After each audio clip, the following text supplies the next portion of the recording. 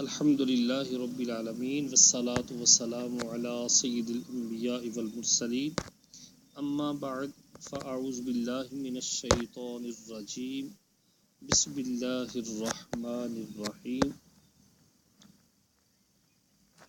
صاحب بہار شریعت حضرت علامہ مولانا مفتی محمد امجد علی اعظمی رحمۃ اللہ تعالی علیہ بہار شریعت کے حصہ نمبر 4 اور صفحہ نمبر 803 پر عیادت کے فضائل ذکر کرتے ہیں۔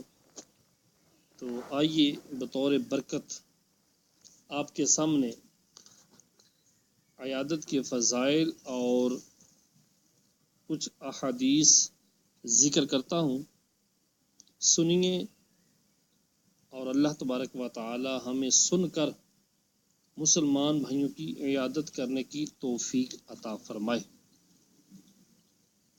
حدیث نمبر 1، بخاری و مسلم، ابو داؤد و ابن ماجہ، ابو ہریرہ رضی اللہ تعالی عنہ سے راوی حضور اقدس صلی اللہ تعالی علیہ وآلہ وسلم فرماتے ہیں، مسلمان پر مسلمان کے 5 حق ہیں۔ نمبر 1، سلام کا جواب دینا۔ نمبر 2، مریض کے پوچھنے کو جانا۔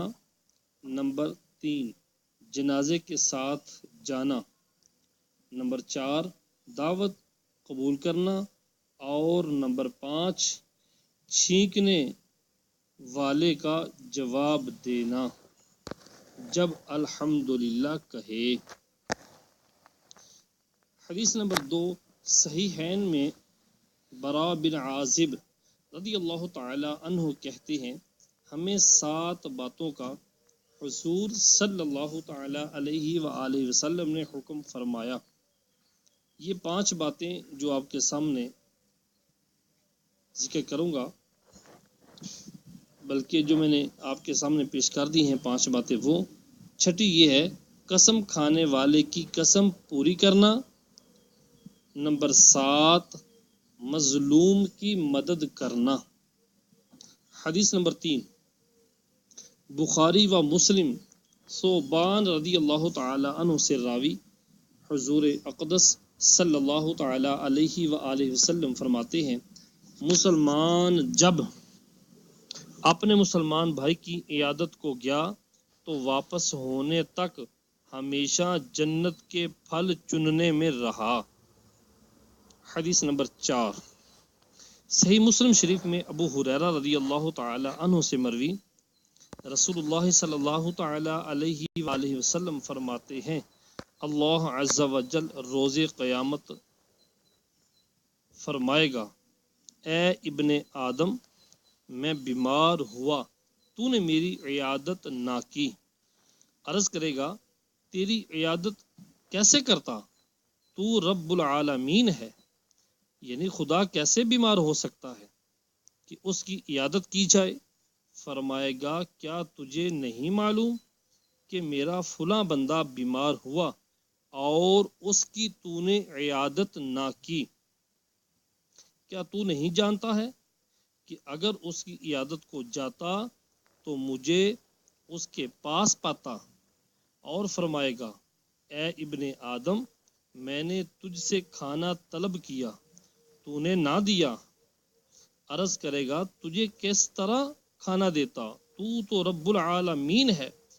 فرمائے گا، کیا تجھے نہیں معلوم کہ میرے فلاں بندے نے تجھ سے کھانا مانگا اور تو نے نہ دیا؟ کیا تجھے نہیں معلوم کہ اگر تو نے دیا ہوتا تو اس کو، یعنی اس کے ثواب کو، میرے پاس پاتا؟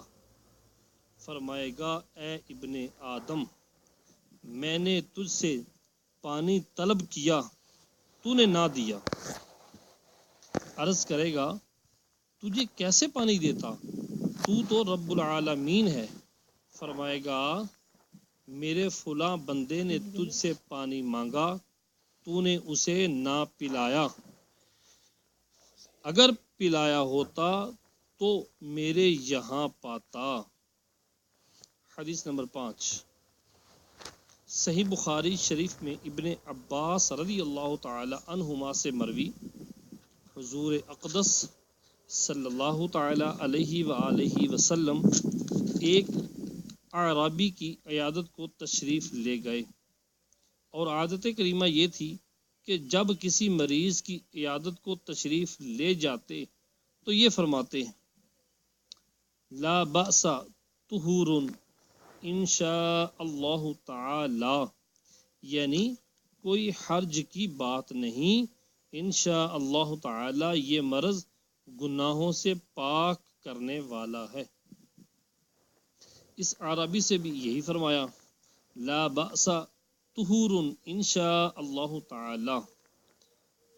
حدیث نمبر 6، ابو داؤد و ترمذی امیر المؤمنین مولا علی رضی اللہ تعالیٰ عنہ سے راوی کہ رسول اللہ صلی اللہ تعالیٰ علیہ وآلہ وسلم فرماتے ہیں جو مسلمان کسی مسلمان کی عیادت کے لیے صبح کو جائے تو شام تک اس کے لیے 70,000 فرشتے استغفار کرتے ہیں، اور شام کو جائے تو صبح تک 70,000 فرشتے استغفار کرتے ہیں، اور اس کے لیے جنت میں ایک باغ ہوگا۔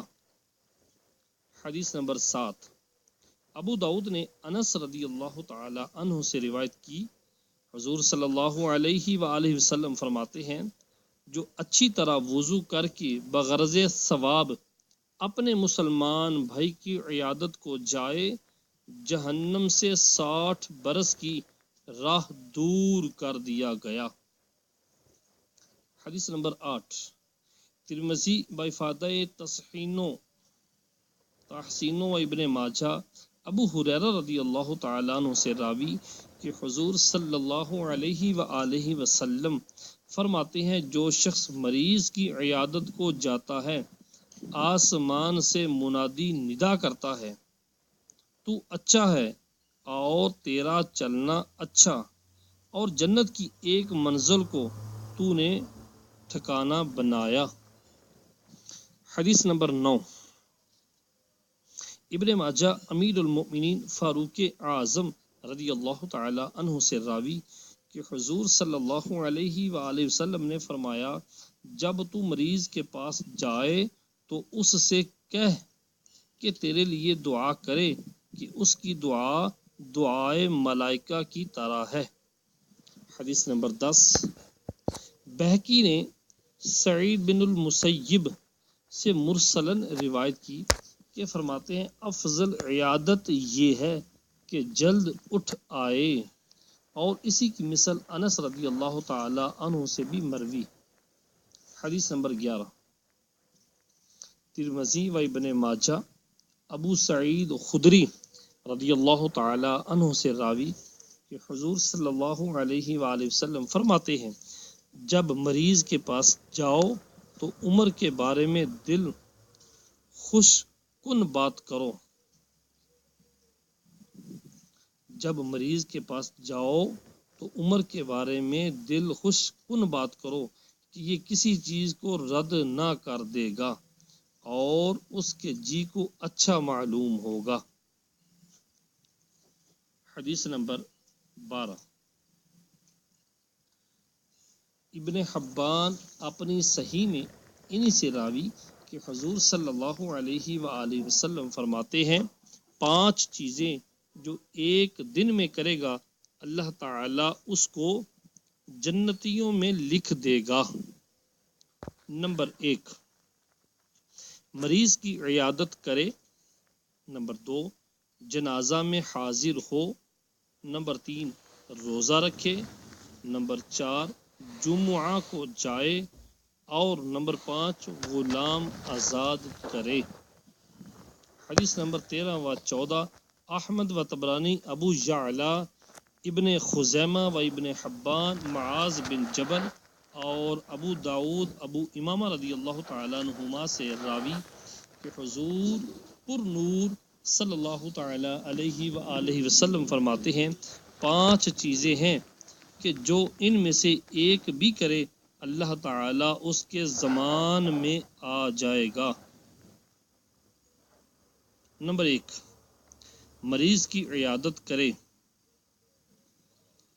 اللہ تعالیٰ کے زمان میں آ جائے گا. یعنی جو بندہ ان 5 چیزوں میں کوئی ایک بھی کرے وہ اللہ تبارک و تعالیٰ کے زمان میں آ جائے گا.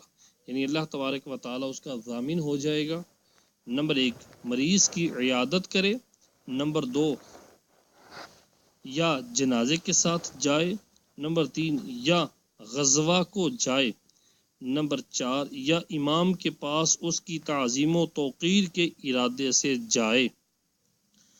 نمبر 5 یا اپنے گھر میں بیٹھا رہے کہ لوگ اس سے سلامت رہیں اور وہ لوگوں سے. حدیث نمبر 15 ابن خزیمہ اپنی صحیح میں ابو ہریرہ رضی اللہ تعالیٰ عنہ سے راوی کہ حضور اقدس صلی اللہ علیہ وآلہ وسلم نے فرمایا آج تم میں کون روزہ دار ہے؟ ابو بکر رضی اللہ تعالی عنہ نے عرض کی میں. فرمایا آج تم میں کس نے مسکین کو کھانا کھلایا؟ عرض کی میں نے. فرمایا کون آج جنازے کے ساتھ گیا؟ عرض کی میں. فرمایا کس نے آج مریض کی عیادت کی؟ عرض کی میں نے. فرمایا یہ خصلتیں کسی میں کبھی جمع نہ ہوں گی مگر جنت میں داخل ہوگا. یعنی اگر یہ خصلتیں یہ چیزیں کسی بندے میں جمع ہو جائیں تو وہ بندہ جنت میں داخل ہوگا. حدیث نمبر 16 ابو داؤد و ترمذی عبداللہ بن عباس رضی اللہ تعالیٰ عنہما سے راوی کہ فرماتے ہیں صلی اللہ علیہ وآلہ وسلم جب کوئی مسلمان کسی مسلمان کی عیادت کو جائے تو 7 بار یہ دعا پڑھے. کون سی؟ اسأل اللہ العظیم رب العرش الکریم ان یشفیک. اگر موت نہیں آئی ہے تو اسے شفا ہو جائے گی. صفحہ نمبر 806 پر صدر الشریعہ بدر الطریقہ موت آنے کا بیان ذکر کرتے ہیں. فرماتے ہیں دنیا گزشتنی و گزشتنی ہے، یعنی دنیا ختم ہونے والی اور چھوٹنے والی ہے. آخر ایک دن موت آنی ہے. جب یہاں سے کوچ کرنا ہی ہے تو وہاں کی تیاری چاہیے جہاں ہمیشہ رہنا ہے، اور اس وقت کو ہر وقت پیش نظر رکھنا چاہیے. حضور اقدس صلی اللہ تعالی علیہ وآلہ وسلم نے عبداللہ بن عمر رضی اللہ تعالی عنہما سے فرمایا دنیا میں ایسے رہو جیسے مسافر بلکہ راہ چلتا. تو مسافر جس طرح ایک اجنبی شخص ہوتا ہے اور راہ گیر راستہ کے کھیل تماشوں میں نہیں لگتا کہ راہ کھوٹی ہوگی اور منزل مقصود تک پہنچنے میں ناکامی ہوگی، اسی طرح مسلمان کو چاہیے کہ دنیا میں نہ پھنسے اور نہ ایسے تعلقات پیدا کرے کہ مقصود اصلی کے حاصل کرنے میں آڑے آئیں، رکاوٹ بنے، اور موت کو کثرت سے یاد کرے کہ اس کی یاد دنیاوی تعلقات کے بیخ کنی کرتی ہے. یعنی دنیاوی تعلقات کی جو یاد ہے یہ جڑ کاٹتی ہے. حدیث میں ارشاد ہوا اکثرو ذکر حازم اللذات الموت. مگر کسی مصیبت پر موت کی آرزو نہ کرے کہ اس کی ممانعت آئی ہے اور نچار کرنی ہی ہے تو یوں کہے الہی مجھے زندہ رکھ، یعنی جب تک زندگی میرے لیے خیر ہو، اور موت دے جب موت میرے لیے بہتر ہو. جس طرح کے احادیث میں انس رضی اللہ تعالیٰ عنہ سے بھی روایت ہے. اور مسلمان کو چاہیے کہ اللہ عز و جل سے نیک گمان رکھے، اس کی رحمت کا امیدوار رہے. حدیث میں فرمایا کوئی نہ مرے مگر اس حال میں کہ اللہ عز و جل سے نیک گمان رکھتا ہو کہ ارشاد الہی ہے انا عند ظن عبدی بی، میرا بندہ مجھ سے جیسا گمان رکھتا ہے میں اسی طرح اس کے ساتھ پیش آتا ہوں۔ ایک جوان کے پاس تشریف لے گئے اور وہ قریب الموت تھے۔ فرمایا تو اپنے کو کس حال میں پاتا ہے؟ عرض کی یا رسول اللہ علیہ وسلم اللہ عز و جل سے امید ہے اور اپنے گناہوں سے ڈر۔ فرمایا یہ دونوں خوف و رجا اس موقع پر جس بندے کے دل میں ہوں گے اللہ اسے وہ دے گا جس کی امید رکھتا ہے اور اس سے امن میں رکھے گا جس سے خوف کرتا ہے۔ روح قبض ہونے کا وقت بہت سخت وقت ہے کہ اسی پر سارے عمل کا مدار ہے، بلکہ ایمان کے تمام نتائج اخروی اسی پر مرتب کہ اعتبار خاتمے ہی کا ہے، اور شیطان لعین ایمان لینے کی فکر میں ہے جس کو اللہ تعالیٰ اس کے مکر سے بچائے اور ایمان پر خاتمہ نصیب فرمائے وہ مراد کو پہنچا۔ انما العبرۃ بالخواتیم، اعتبار خاتمے ہی کا ہے۔ اللہم ارزقنا حسن الخاتمہ۔ ارشاد فرماتے ہیں صلی اللہ تعالی علیہ وسلم جس کا آخر کلام لا الہ الا اللہ ہوا یعنی جس کا آخری کلمہ لا الہ الا اللہ ہوا یعنی کلمہ طیبہ، وہ جنت میں داخل ہوا۔ مسائل فقہ، جب موت کا وقت قریب آئے اور علامتیں پائی جائیں تو سنت یہ ہے کہ داہنی کروٹ پر لٹا کر قبلہ کی طرف منہ کر دیں، اور یہ بھی جائز ہے کہ چت لائیں، اوپر منہ کر کے چت لٹا دیں اور قبلہ کو پاؤں کریں کہ یوں بھی قبلہ کو منہ ہو جائے گا، مگر اس صورت میں سر کو قدرے اونچا رکھیں اور قبلہ کو منہ کرنا دشوار ہو کہ اس کو تکلیف ہوتی ہو تو جس حالت پر ہے چھوڑ دیں۔ مسئلہ نمبر 1، جان کنی کی حالت میں جب تک روح گلے کو نہ آئی اسے تلقین کریں۔ جان کنی یعنی قریب الموت، جب مرنے کے قریب ہو بندہ، جب تک روح گلے کو نہ آئی اسے تلقین کریں، یعنی اس کے پاس بلند آواز سے پڑھیں اشہد ان لا الہ الا اللہ و اشہد ان محمد رسول اللہ، مگر اسے اس کے کہنے کا حکم نہ کریں۔ مسئلہ نمبر 2، جب اس نے کلمہ پڑھ لیا تو تلقین موقوف کر دیں یعنی روک دیں۔ ہاں اگر کلمہ پڑھنے کے بعد اس نے کوئی بات کی تو پھر تلقین کریں کہ اس کا آخر کلام لا الہ الا اللہ محمد الرسول اللہ ہو۔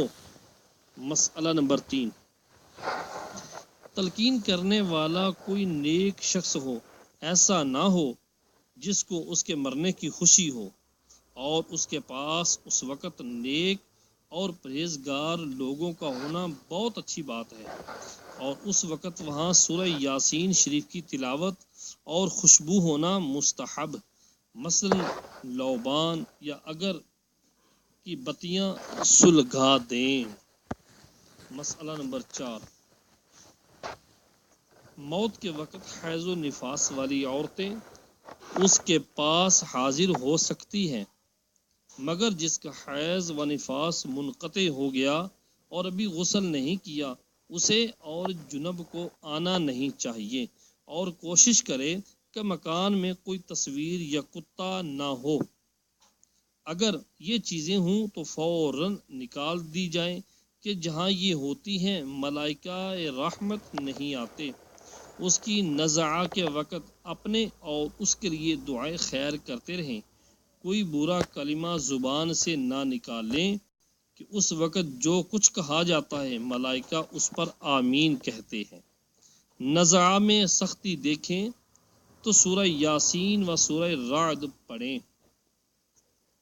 مسئلہ نمبر 5، جب روح نکل جائے تو ایک چوڑی پٹی جبڑے کے نیچے سے سر پر لے جا کر گرا دے دیں کہ منہ کھلا نہ رہے اور آنکھیں بند کر دی جائیں اور انگلیاں اور ہاتھ پاؤں سیدھے کر دیے جائیں۔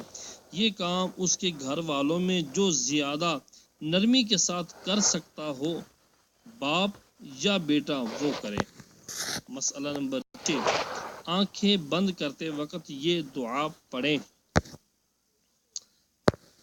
بسم اللہ وعلی ملت رسول اللہ، اللہم یسر علیہ امرہ وسہل علیہ ما بعدہ واسعدہ بلقائک واجعل ما خرج الیہ خیرا مما خرج عنہ۔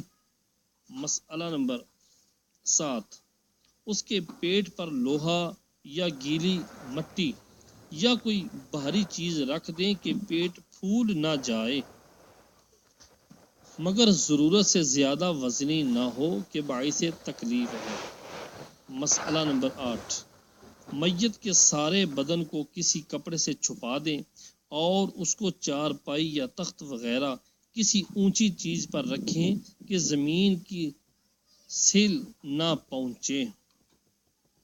مسئلہ نمبر 9، مرتے وقت معاذ اللہ اس کی زبان سے کلمہ کفر نکلا تو کفر کا حکم نہ دیں گے کہ ممکن ہے موت کی سختی میں عقل جاتی رہی ہو اور بے ہوشی میں یہ کلمہ نکل گیا، اور بہت ممکن ہے کہ اس کی بات پوری سمجھ میں نہ آئی کہ ایسی شدت کی حالت میں آدمی پوری بات صاف طور پر ادا کر لے، یہ دشوار ہوتا ہے۔ مسئلہ نمبر 10، اس کے ذمہ قرض یا جس قسم کے دین ہوں جلد سے جلد ادا کر دیں کہ حدیث میں ہے میت اپنے دین میں مقید ہے۔ ایک روایت میں ہے اس کی روح معلق رہتی ہے جب تک دین نہ ادا کیا جائے۔ مسئلہ نمبر 11، میت کے پاس تلاوت قرآن مجید جائز ہے جبکہ اس کا تمام بدن کپڑے سے چھپا ہو اور تسبیح و دیگر اذکار میں مطلقاً حرج نہیں۔ مسئلہ نمبر 12، غسل و کفن و دفن میں جلدی چاہیے کہ حدیث میں اس کی بہت تاکید آئی ہے۔ مسئلہ نمبر 13، پڑوسیوں اور اس کے دوست احباب کو اطلاع کر دیں کہ نمازیوں کی کثرت ہوگی اور اس کے لیے دعا کریں گے کہ ان پر حق ہے کہ اس کی نماز پڑھیں اور دعا کریں۔ مسئلہ نمبر 14،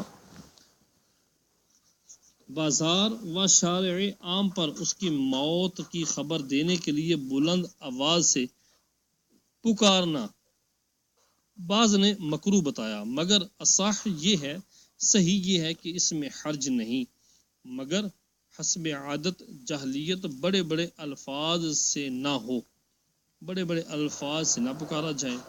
مسئلہ نمبر 15، ناگہانی موت سے مرا، ناگہانی موت سے مرا تو جب تک موت کا یقین نہ ہو تجہیز و تکفین ملتوی رکھے۔ مسئلہ نمبر 16، عورت مر گئی اور اس کے پیٹ میں بچہ حرکت کر رہا ہے تو بائیں جانب سے پیٹ چاک کر کے بچہ نکالا جائے، اور اگر عورت زندہ ہے اور اس کے پیٹ میں بچہ مر گیا اور عورت کی جان پر بنی ہو تو بچہ کاٹ کر نکالا جائے، اور بچہ بھی زندہ ہو تو کیسی ہی تکلیف ہو بچہ کاٹ کر نکالنا جائز نہیں۔ مسئلہ نمبر 17، اگر اس نے قصدن کسی کا مال نگل لیا، کھا لیا اور مر گیا تو اگر اتنا مال چھوڑا ہے کہ تاوان دے دیا جائے تو ترکہ سے تاوان ادا کریں، اس کے ترکہ سے جو چھوڑا ہے میت نے اسی سے تاوان ادا کریں، ورنہ پیٹ چیر کر مال نکالا جائے گا۔ یہاں پر کھانے سے مراد ہے نگل لیا، یعنی پیٹ میں لے گیا. تو اگر اس نے ترکہ چھوڑا تو ترکے میں سے تاوان ادا کریں، ورنہ پیٹ چاک کر کے مال نکالا جائے، اور بلا قصد ہے تو چیرا نہ جائے. اگر بلا قصد اس نے مال نگلا ہے تو پیٹ چیرا نہ جائے. مسئلہ نمبر 18. حاملہ عورت مر گئی، حاملہ عورت مر گئی اور دفن کر دی گئی. کسی نے خواب میں دیکھا کہ اس کے بچہ پیدا ہوا، کسی نے خواب میں دیکھا کہ اس کے ہاں بچہ پیدا ہوا، تو محض اس خواب کی بنا پر قبر کھودنی جائز نہیں. صلو علی الحبیب صلی اللہ علیہ وآلہ وسلم.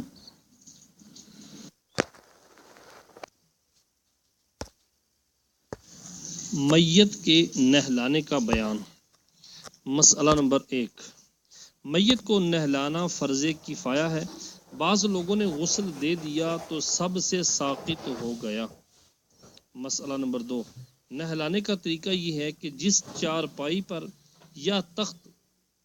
یا تختہ پر نہلانے کا ارادہ ہو، اس کو 3 یا 5 یا 7 بار دھونی دیں. یعنی جس چیز میں وہ خوشبو سلگتی ہو اسے اتنی بار چارپائی وغیرہ کے گرد پھرائیں اور اس پر میت کو لٹا کر ناف سے گھٹنوں تک کسی کپڑے سے چھپا دیں. اگر نہلانے والا اپنے ہاتھ پر کپڑا لپیٹ کر پہلے استنجا کرائے، توجہ، نہلانے والا اپنے ہاتھ پر کپڑا لپیٹ کر پہلے استنجا کرائے، پھر نماز کاسا وضو کرائے، یعنی منہ پھر کوہنیوں سمیت دونوں ہاتھ دھوئیں، پھر سر کا مسح کریں، پھر پاؤں دھوئیں، مگر میت کے وضو میں گٹوں تک پہلے ہاتھ دھونا اور کلی کرنا اور ناک میں پانی ڈالنا نہیں ہے.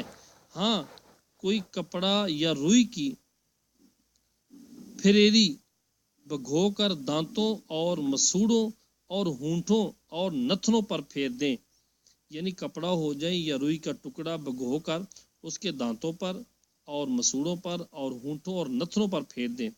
پھر سر اور داڑھی کے بال ہوں تو گلے خیرو سے دھوئیں، یہ نہ ہو تو پاک صابن اسلامی کارخانے کا بنا ہوا یا بیسن یا کسی اور چیز سے، ورنہ خالی پانی بھی کافی ہے.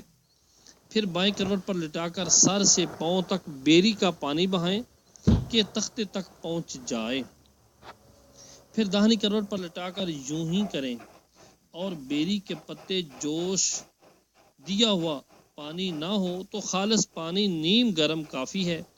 پھر ٹیک لگا کر بٹھائیں اور نرمی کے ساتھ نیچے کو پیٹ پر ہاتھ رکھ کر پھیریں.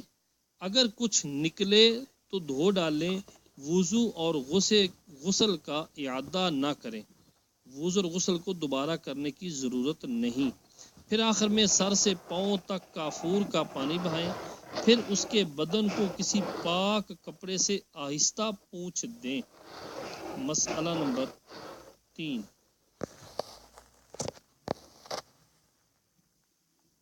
ایک مرتبہ سارے بدن پر پانی بہانا فرض ہے اور 3 مرتبہ سنت. جہاں غسل دیں مستحب یہ ہے کہ پردہ کر لیں کہ سوا نہ نہلانے والوں اور مددگاروں کے دوسرا نہ دیکھے. نہلاتے وقت خواہ اس طرف لٹائیں جیسے قبر میں رکھتے ہیں، یعنی جس وقت نہلا رہی ہوں اس طرح لٹائیں جس طرح قبر میں رکھتے ہیں، یا قبلہ کی طرف پاؤں کر کے، یا جو آسان ہو طریقہ وہ اپنا لیں. مسئلہ نمبر 4. نہلانے والا با طہارت ہو، یعنی اس کی اپنی طہارت مکمل ہو، باوضو ہو. جنب یا حیض والی عورت نے غسل دیا تو کراہیت ہے، مکروہ ہے، مگر غسل ہو جائے گا. اور بے وضو نے نہلایا تو کراہیت بھی نہیں، بہتر یہ ہے کہ نہلانے والا میت کا سب سے زیادہ قریبی رشتہ دار ہو. وہ نہ ہو یا نہلانا نہ جانتا ہو تو کوئی اور شخص جو امانت دار پرہیزگار ہو. مسئلہ نمبر 5، نہلانے والا معتمد شخص ہو، قابل اعتماد شخص ہو کہ پوری طرح غسل دے، اور جو اچھی بات دیکھے، مثلا چہرہ چمک اٹھا یا میت کے بدن سے خوشبو آئی تو اسے لوگوں کے سامنے بیان کرے، اور کوئی بری بات دیکھی، مثلا چہرے کا رنگ سیاہ ہو گیا یا بدبو آئی یا صورت یا اعضاء میں تغیر آیا، تبدیلی آئے، تو اسے کسی سے نہ کہے، العیاذ باللہ۔ اور ایسی بات کہنا بھی جائز نہیں، کہ حدیث میں ارشاد ہوا اپنے مردوں کی خوبیاں ذکر کرو اور اس کی برائیوں سے باز رہو۔ اللہ تبارک و تعالی ہمیں ایسی موت عطا فرمائے کہ جس پر مومنین رشک کریں اور فرشتے بھی آمنا و صدقتا کہیں۔ اللہ تبارک و تعالی بری موت سے ہم سب کو بچائے۔ مسئلہ نمبر 6، اگر کوئی بد مذہب مرا اور اس کا رنگ سیاہ ہو گیا یا کوئی اور بری بات ظاہر ہوئی تو اس کا بیان کرنا چاہیے کہ اس سے لوگوں کو عبرت اور نصیحت ہوگی۔ صلو علی الحبیب صلی اللہ تعالی علیہ وآلہ وسلم۔